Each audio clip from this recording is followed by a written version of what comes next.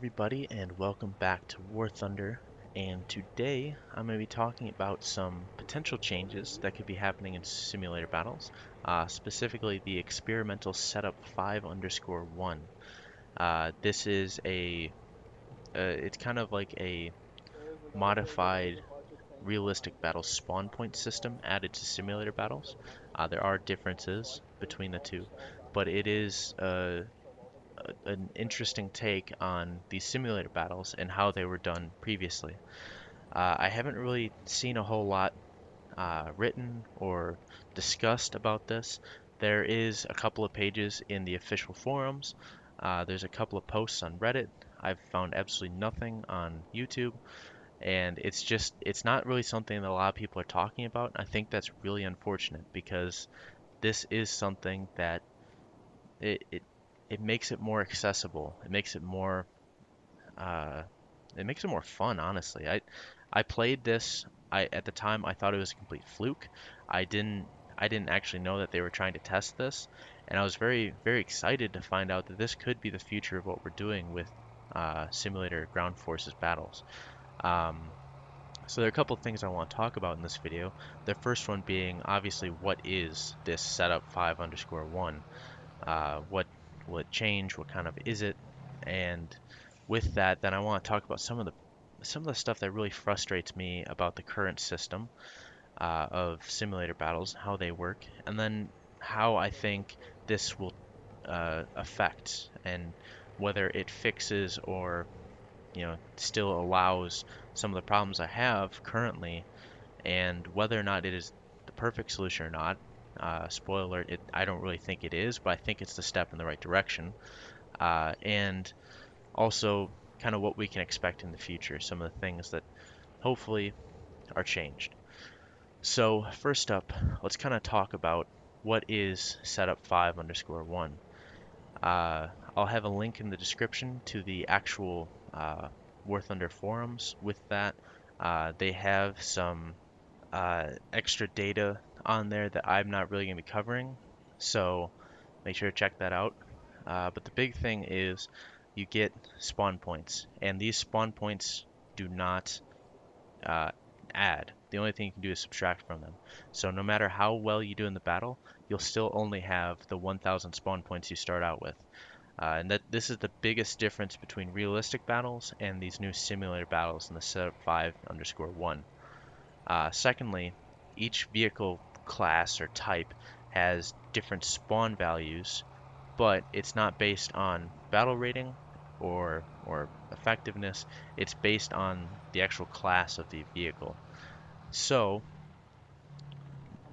the biggest thing is that uh, you actually have differences between fighters with extra bombs versus fighters with no bombs, and then also heavy tanks that are not the King Tiger P, or the best heavy tank that you can get in the battle. For instance, the M4 Jumbo with the 76. In its simulator battles, it's not the top dog, so it gets a lesser spawn point charge than, for instance, the Tiger 2P. I think that's a really good difference between the two because uh, let's be honest, the Jumbo is really good from the front until you start facing the long 88s, and that's just not. So giving it a little bit more of a fair advantage against a lot of the things it faces and makes it more appealing to play. I'm personally not a big fan of the Jumbo anyways, but it means that we might actually see it a few times instead of it just being completely ignored.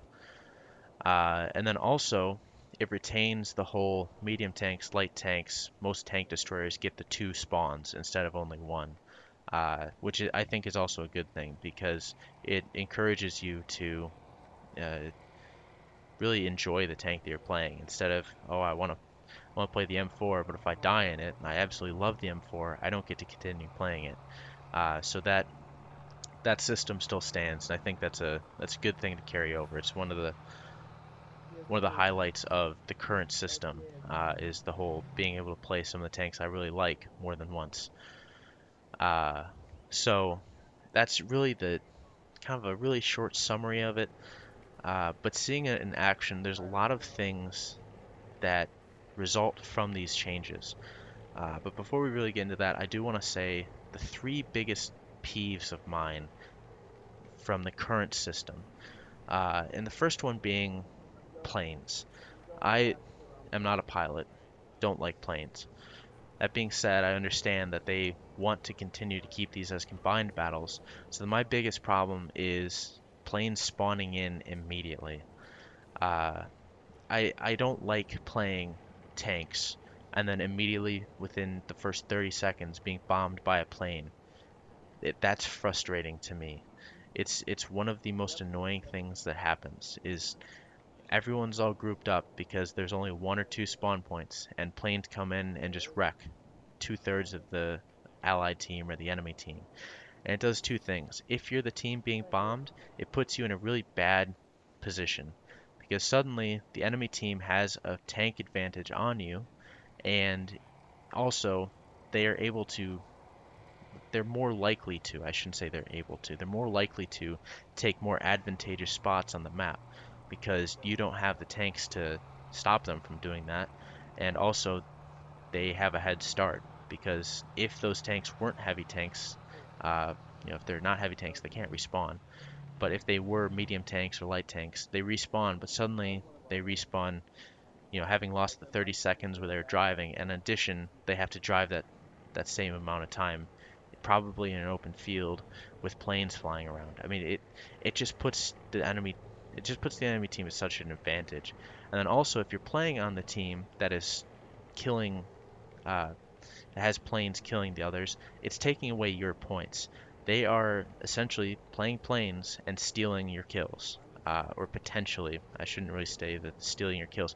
They're taking potential kills away from you. If I'm playing a tank and three-fourths of the enemy team is dead in the first 30 seconds by planes, that means there's only one-fourth of the enemy team that I can actually engage as a tank.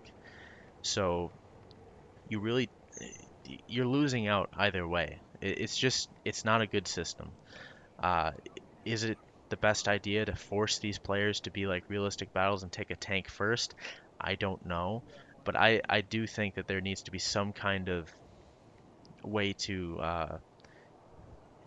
discourage people from doing that and at least give the tanks a chance to get to cover or get to somewhere where they won't immediately be killed. I it's very rare that I get killed by a plane after the battle has gotten through a little bit of starting. It's usually when those planes come in immediately, and that's when I die by planes. It's very rarely when the battle's been going, and it does happen, and it's frustrating as it is, that's fine. Uh, but it's when I first get in. I've waited 15 minutes and I immediately get killed by planes. But I don't want to. I've already spent way too much time talking about that. So the next thing I don't like is there is no good counter to planes. In the current system, if you take an SPAA and you engage planes, you're at a disadvantage against tanks because you can't then take another tank. If you kill all the planes, if you're fortunate enough to kill all the enemy planes, you're done. The only thing you can do is go capture points. Most SPAA that are in these simulator battles are not the, uh, I want to say bullshit, but not the effective tank killer ones. Usually they have 20 millimeter cannons. They very rarely are the 37 millimeter armed uh, tank destroyers that can also shoot planes. Um, for instance, instead of getting Ostvins, you get Verbovins. And while these SPA are still good at engaging planes, they can't help the team killing most tanks. There are a few exceptions, like the Hellcat or certain M4s from the side, where the Verbowind is just fine at doing that. But it's so few and far between that they're really not effective. And you're either helping the team out by killing Cass, which doesn't happen every game, or you're putting the team at a disadvantage because there is no Cass, and you're really just doing nothing. And lastly, it's heavy tanks. I really am frustrated, and I don't like taking heavy tanks in a lot of these battles because if you die, you're done. You can take a plane, but I, you're done playing tanks. I enjoy playing War Thunder for tanks. So for me, if I get killed, and sometimes you don't see that person who's 300 meters away, hiding in a bush, shooting at your side in a heavy tank, and you die. It happens. But the fact that I can't respawn is really frustrating, and it means that a lot of times I don't want to play a heavy tank when I really could. I would much rather take a medium tank because then if I die, I still have that chance to continue to have a decent enough game or even a great game. But that it doesn't always happen when I'm playing a heavy tank. It's much less likely to. So with those three things, these spawn points, they do change two of them. The thing with planes is that it doesn't really fix that. I'm sure that a lot of people, out of the three, it's probably the most controversial, I guess. It's not really that controversial, but it's the most disputed of them is whether or not you should take a plane first. Personally, I feel like it's a simulated ground forces event. It's not a simulator combined battles event. So that's all the reasoning I really need to say that you should have to take a tank at least once. But I also understand that a lot of people don't like playing tanks and they want to fly planes. So I'm not really sure what the best answer to that is. And this system doesn't really uh, it doesn't really address that. So that still could exist. You can still get killed within the first 45 seconds, 5 minutes of the battle by a plane while you're still driving to even see a tank. Uh, that being said, what this does fix is if you are killed by enemy CAS, you can then take an SPA. And it means that if you are unfortunate enough to get killed, your day is not over. You can still take out a SPA and help the team out. You can take that SPA and kill the plane that killed you, which potentially saves your allies. You could get an SPA and at least distract or keep enemy planes at bay. It means that there's more flexibility in the battle, and you're able to counter what the enemy brings much more effectively. And I think that that is such a welcome thing that it might even change the way that pilots think about playing these battles, because as it currently stands, it's very, very rare to see SPAA. Whereas with this new spawn point system, it will become much more common, and planes will actually have a counter, which they currently don't really have. Uh, so I like that. I think that it might be something that takes out two birds with one stone, but I don't want to be. I'm a little bit skeptical of it. And then also the heavy tanks hasn't been really addressed, but while I might not get a second KV2 or a second King Tiger, I will be able to get another tank. So I could bring in the Panther, or I could bring in the T-34, and that is in and of itself is a great change because it means that if I get killed by those planes in the first 30 seconds, I still have the chance to help out the team. And it also means that the tanks on the enemy team, while they missed out on that heavy tank or that medium tank that the planes killed, it means that there is still a good chance that the enemy will still bring in another tank and you're not deprived of kills. You're not deprived of getting screwed over. You are actually able to engage and have fun and hopefully have more of a chance to have a decent game. I think that this indirectly affects all of my problems with the current system, and it really only directly affects one of them, and that's the whole SPA not being a viable tactic. Because with this system, they are. You can bring in an SPA and still have a heavy tank, or still have a couple of medium tanks, and I think that in and of itself is a great change. So overall, is it the perfect system? Probably not. But I think that it actually gives a reasonable reason to enjoy the game more. And it hopefully will encourage people to play simulator battles because they're not so difficult. They're actually accessible. If you die, you still are able to respawn two more times and try again. I mean, that's incredible. Even as a heavy tank, you have the potential to play in three total. You can die at three total times instead of just once. It's really, all in all, it seems like a great welcome change, and I really hope that it is that way, because I think it would be really unfortunate if this just kind of gets swept under the rug and never really has anything happen to it. So, with all that being said, I implore you guys to look into it, to talk about it, to discuss it, uh, and I wish you all luck. I hope to see you guys in future simulator battles, and hopefully something gets changed, you know? So make sure to like, comment, subscribe. I have actually been playing a shit ton of simulator battles. The battles that you're seeing in the background, I'm not sure if I'm gonna have to put both or if I only have the one, but uh, I did play a couple of battles in with this system. I'll be posting those as soon as I can, um, and hopefully it encourages people to get on board with this. I really think that this is a step in the right direction. It's probably not perfect, but I think that a lot of the problems I currently have, uh, it's gonna help. So yeah, make sure to like, comment, subscribe, and I'll catch you guys later.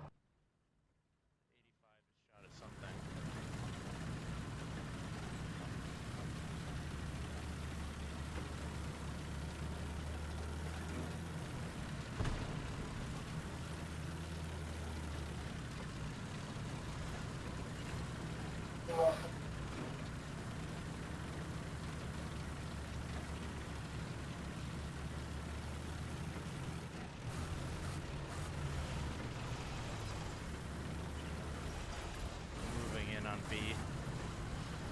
You're going to be? Alright, I'm just moving over. Hellcat is on our team.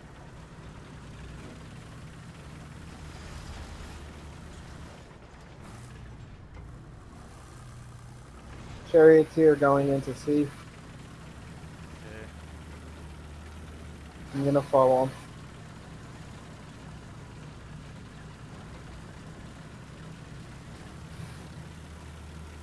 Allied forces have captured the zone.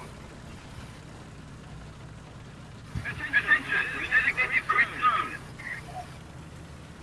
Let's keep the pressure on. Victory is close. They've got about half their strength. So do we. Nope. Oh shoot. Right in front of me too.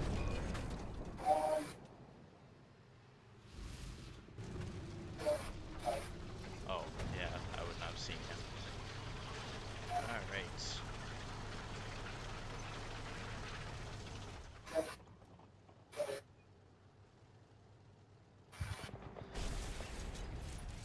Alright, on to the T-44. Got his ass. Got his ass. Oh.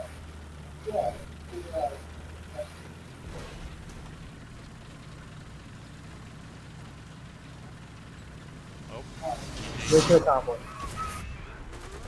Oh, fuck you.